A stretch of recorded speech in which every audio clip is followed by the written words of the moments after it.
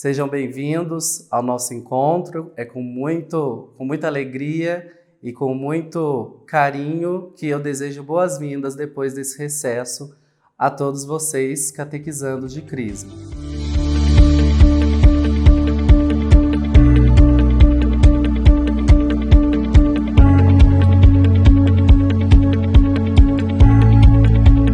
O nosso encontro de hoje é uma continuação do 8º encontro com o tema Juízes e hoje nós vamos ver o Livro dos Reis. O Livro dos Reis ele é dividido em 1º e 2º Reis e junto com 1º e 2º Samuel e 1º e 2º Crônicas, eles formam um conjunto do Livro dos Reis. Em 1º e 2º Reis, nós temos como introdução: entre todos os reis de Israel, não há ninguém mais famoso que o rei Salomão, que era filho de Davi. Na passagem bíblica, em 1 Reis, capítulo 4, versículo de 32 a 34, ele nos dá a descrição do currículo de Salomão, como que teria sido esse rei tão importante, tão famoso do reino de Israel. Eles descrevem ele como um rei sábio, um escritor, um compositor, um botânico, um biólogo, um homem de grande fama internacional. Salomão era um dos homens mais sábios do mundo, porém se perdeu ao longo de sua vida, principalmente na sua velhice, e se tornou um idólatra, principalmente de imagens. Então, a respeito do reino de Salomão, ele assume o reino de Israel atendendo às promessas de Deus ao seu pai Davi. Na passagem bíblica de 1 Reis, versículo 30, está escrito que farei no dia de hoje como te jurei pelo Senhor, Deus de Israel, dizendo: teu filho Salomão reinará depois de mim e se assentará no meu trono em meu lugar. O reino de Salomão é conhecido por um período de esplendor para o reino de Israel, um período muito glorioso que muitas pessoas buscavam Jerusalém. Nós temos a construção do primeiro templo de Jerusalém, com ornamentos, com muita decoração, com muita grandiosidade. Ele era visitado por muitos cristãos nesse período. Porém, o final do reino de Salomão foi muito conturbado e ele passou a adorar outros deuses fora Javé. E ele também passou a oprimir os próprios israelitas. Então, o final do reino de Salomão, na sua velhice, ele passou a ter muito contato também com pessoas estrangeiras, oprimindo seu próprio povo. Ele teve relações com muitas mulheres de nações distintas, que adoravam outros deuses. Acabou entregando partes do território para outros povos. E como resultado, nós temos o quê? A disseminação da idolatria e a consequente divisão do reino em dois: o reino de Judá e o reino de Israel.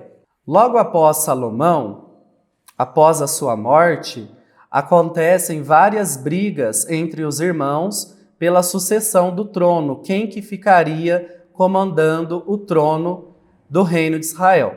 Roboão assume o poder de forma autoritária e isso leva principalmente a choques e conflitos internos no reino de Israel, e as tribos do norte se rebelam e se separam das tribos do sul. Somente Benjamim e Jerusalém que não se separaram.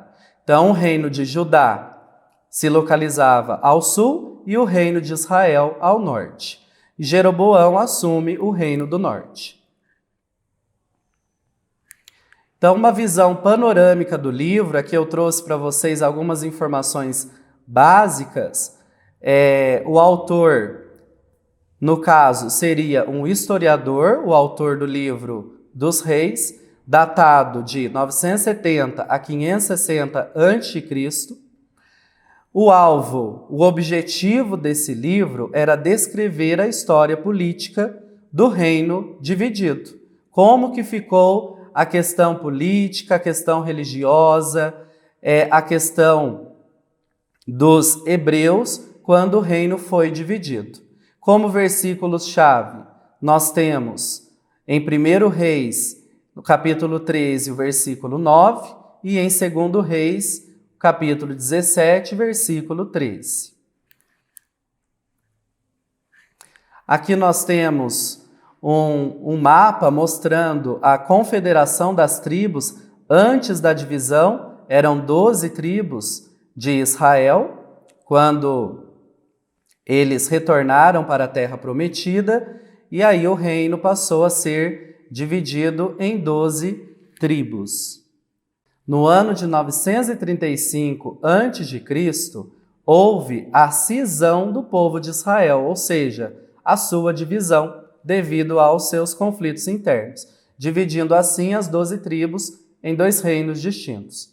O reino do sul incluía as tribos de Judá e de Benjamim, com a capital em Jerusalém, manteve a dinastia de Davi, e o reino do norte incluía 10 outras tribos que não aceitaram esse choque e foi marcado pela instabilidade no trono.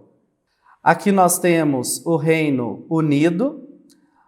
Antes dessa divisão, dessas guerras internas, nós temos aí as 12 tribos de Israel, e aqui nós temos já o reino dividido.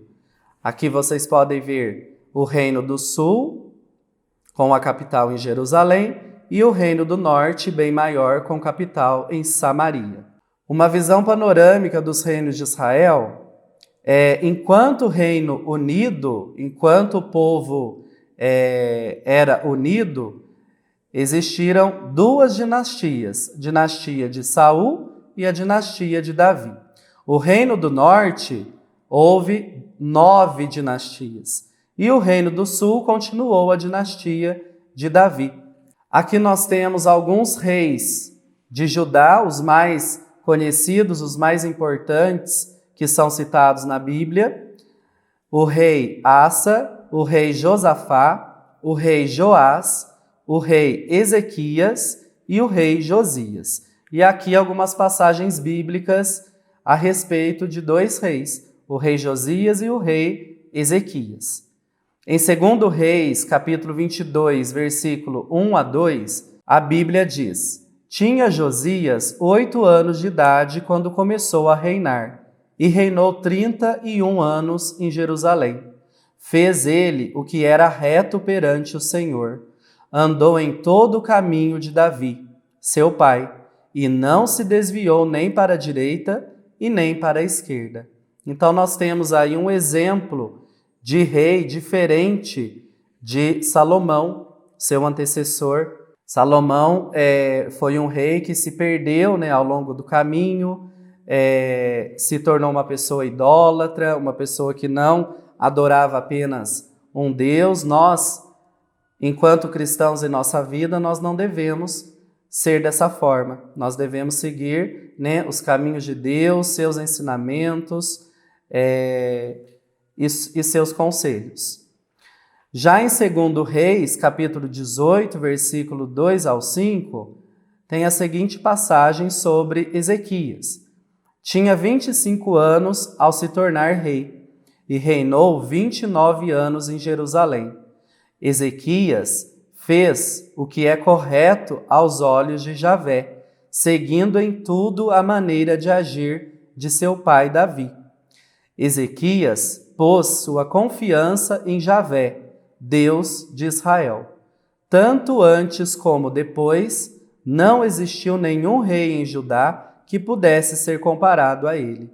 Então aí nós temos uma passagem bíblica, exaltando aí a figura de Ezequias, que ele não fez como os outros reis que se perderam pelo caminho, que abusaram de sua autoridade, que não pensaram no povo. Então, para a gente pensar também nos nossos governantes, na nossa política, nós, enquanto povo, devemos sempre cobrar os nossos governantes para fazerem melhorias para a nossa nação, para o nosso país, porque eles são nossos representantes. Assim como os reis eram para o povo hebraico, e muitos deles não faziam, subiam à mente o poder. Aqui o reino dividido. O reino de Judá, como eu falei anteriormente, continuaram a linhagem de Davi, e o reino de Israel, o reino do norte, 9 dinastias, diversas famílias aí comandaram o poder e se seguiram em rápida sucessão. E seus reis, segundo a narrativa, foram todos más, pessoas más, no sentido de não terem sido fiéis apenas a Javé. Ou seja, adoravam outros deuses, tinham relações fora do casamento e eram também muito autoritários, não pensavam no seu povo. Já Ezequias é citado na Bíblia, como eu falei anteriormente, como um rei que fez o que era certo aos olhos do Senhor. Ele foi o 14º rei de Judá. Ezequias fez uma reforma religiosa durante o seu governo. Ele centralizou sacrifícios no templo de Jerusalém e destruiu as imagens de outros deuses que estavam presentes nesse templo. Javé salvou Jerusalém e o reino de Judá do povo assírio, que era um povo estrangeiro. Após algum tempo, o Império Assírio destrói o reino do norte, um reino que era mais turbulento, mais conflituoso, deixando Judá como o único reino descendente e depositário da promessa de Deus. Manassés, quando assumiu o governo, ele reverteu as reformas e Deus anunciou que destruiria Jerusalém, a capital de Judá, por esta apostasia, essa ação contra Deus. Josias, neto de Manassés, restituiu as reformas de Ezequias, porém já era tarde demais. Deus anunciou que Jerusalém seria destruída. E assim os babilônios, outro povo estrangeiro da mesma época, povos vindos da Mesopotâmia, atacam Jerusalém. O templo de Jerusalém foi destruído, quase que completamente, e sacerdotes, profetas e a corte real foram levados para o cativeiro na Babilônia. Algumas curiosidades sobre o livro dos reis. É um livro que cita outros livros. É uma obra muito grande. O autor do livro dos reis foi um grande pesquisador. Ele consultou muitos livros para escrever sua obra. E algumas fontes de sua pesquisa, alguns documentos que ele consultou, foram as crônicas de Salomão, as crônicas dos reis de Israel e as crônicas dos reis de Judá. Também há um livro que enfatiza a fidelidade a Deus. Na história dos reis de Judá e de Israel, uma lição é muito enfatizada, é muito lembrada. Não há sucesso na vida longe da palavra de Deus e de uma caminhada de fé com Ele. Então, nós, enquanto cristãos, devemos sempre nos ligar ao nosso Deus, nos afastando do pecado, nos afastando das coisas mundanas, porque não há sucesso, não há êxito na vida de um cristão, de um ser humano, distante da palavra de Deus, dos ensinamentos que Ele nos deixou. Uma outra curiosidade também é um livro que destaca o início do ministério dos profetas. 2 profetas se destacaram muito ao longo da história e eles são citados no livro dos reis, que são Elias e seu sucessor Eliseu. Eles foram os precursores do movimento profético que culmina nos profetas e escritores. Eles se caracterizam pela denúncia contra o povo e o anúncio do juízo de Deus. Aquela pessoa que se afasta dos ensinamentos da Bíblia, dos conselhos de Deus, ela tem um juízo final. Eliseu, ao suceder Elias, pede o seguinte: me toque por herança, porção dobrada de teu espírito. Segundo Reis, capítulo 2, versículo 9. Nós conhecemos os profetas por serem pessoas que representam Deus, que têm uma ligação com Deus, que conseguem conversar com Deus muito mais facilmente. Os profetas têm a missão de posicionar-se diante de alguma coisa, ou seja, se posicionar diante de alguma injustiça, de algum desvio de conduta, de algum cristão que está afastado de Deus, de algum cristão que não acredita, não está tão fiel nos ensinamentos de Deus. Eles também têm a função de anunciar e pregar a palavra de Deus. Eram professores que respondiam às palavras de Deus e faziam o povo entender as Escrituras. Eram muito críticos do sistema opressor, da monarquia, desse absolutismo, desse poder autoritário dos reis. E Elias é citado na Bíblia como um exemplo de grande liderança durante a sua vida. Ele defendeu o culto a Javé contra a veneração de deuses falsos, deuses de outras nações. Uma passagem muito relevante durante a sua vida foi a condenação ao rei Acabe e sua esposa Jezebel. Eles queriam tomar uma terra de Nabô e por isso assassinaram Nabô, e Javé mandou Elias para avisar Acabe desse pecado. E também outra passagem de Elias é sobre a ressurreição do filho da viúva de Sarepta, uma mulher estrangeira que não estava acreditada nos ensinamentos de Deus. Então, ao descobrir, quando Elias ressuscitou o seu filho, ela passou a acreditar aí nos ensinamentos de Deus. E Eliseu, seu sucessor, seguiu seus passos da mesma forma. Como conclusão, todos os reis de Israel, sejam eles do norte, sejam eles do Reino do Sul, tiveram grandes oportunidades de serem fiéis a Deus. Tiveram a sua hora, o seu momento, mas poucos foram os que as aproveitaram. Muitos deles subiram ao poder, se apossaram do poder de uma forma autoritária, não pensaram no seu povo, não pensaram nos pobres, nos marginalizados, nos excluídos, pensaram somente em si mesmos. Como muitas pessoas hoje em dia, que só pensam em si, que são muito individualistas, são muito materialistas e não pensam no próximo. A diferença desses reis estava no interesse de cada um.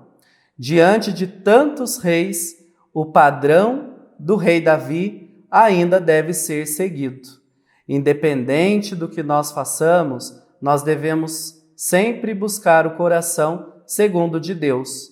Pensar nas pessoas